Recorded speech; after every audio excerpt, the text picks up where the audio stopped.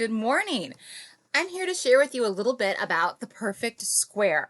So you should have watched the video or read the story with your teacher this morning, and we have a fun activity for you. We have the perfect square scavenger hunt. And so the only thing you're going to need to complete this activity is some items from around your home. So the first thing I want you to do is take a look at the video below. It's called The Perfect Square. You might have already watched this depending on who your teacher is. If you haven't, or even if you have, it's a really great video.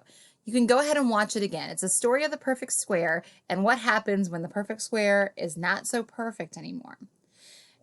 And I want you to think about how the square was flexible throughout all the different changes he went through.